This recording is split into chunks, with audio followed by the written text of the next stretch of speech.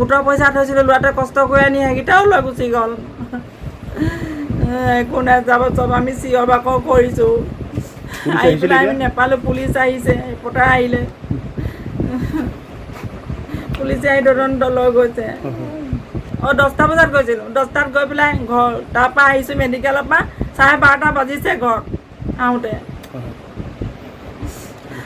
আজি ঘটনাটো কি হৈছিল আপোনালোকৰ ঘৰত আজি? এই 10টা বজাত মেডিকেললৈ গৈছিলোঁ। হয়। আমাৰ ছোৱালীজনী গা ভাল নাই, বোৱাৰীজনী পেটৰ বিষ, জ্বৰ, বমি, তাই একদম লেবে যান। তাইক ক'লো মেডিকেললৈ লৈ বুলি 10টা বজাত গৈছিলোঁ। 10টা বজাত গৈ পেলাই 12:30 বজাত ঘৰলৈ আহিলোঁ।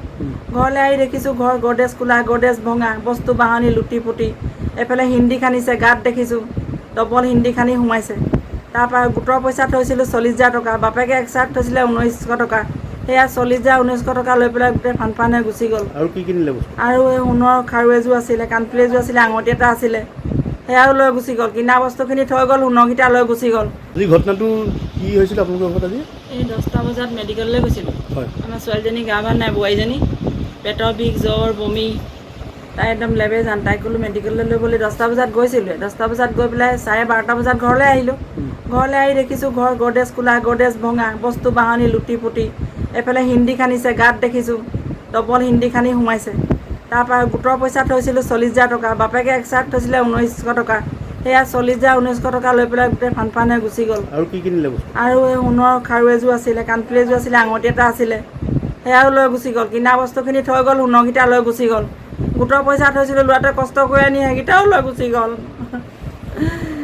একো নাই, যাব চব আমি চিঞৰ বাখৰ কৰিছোঁ।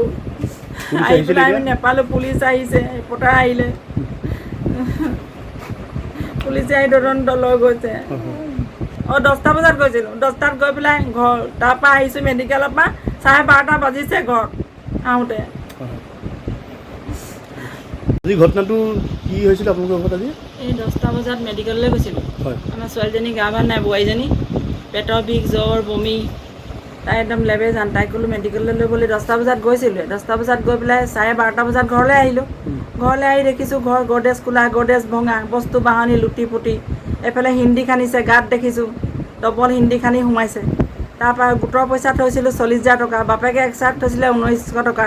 সেয়া 40,000 1900 টকা লৈ পেলাই গোটেই ফান হৈ গুচি গ'ল। আৰু কি কিনিলে বস্তু? আৰু এই সোণৰ খাৰু এযোৰ আছিলে, কাণফুলি এযোৰ আছিলে, আঙুঠি এটা আছিলে, সেয়াও লৈ গুচি গ'ল। কিনা বস্তুখিনি থৈ গ'ল, সোণৰকেইটা লৈ গুচি গ'ল। গোটৰ পইচা থৈছিলোঁ ল'ৰাটোৱে কষ্ট কৰি আনি সেইকেইটাও লৈ গুচি গ'ল। একো নাই, যাব চব আমি চিঞৰ বাখৰ কৰিছোঁ। আহি পেলাই আমি নেপালোঁ, পুলিচ আহিছে, ৰিপৰ্টাৰ আহিলে। পুলিচে আহি তদন্ত লৈ গৈছে। 10টা বজাত গৈছিলোঁ, 10টাত গৈ পেলাই ঘৰ, তাৰপৰা আহিছোঁ মেডিকেলৰ পৰা 12:30 বাজিছে ঘৰত আহোঁতে।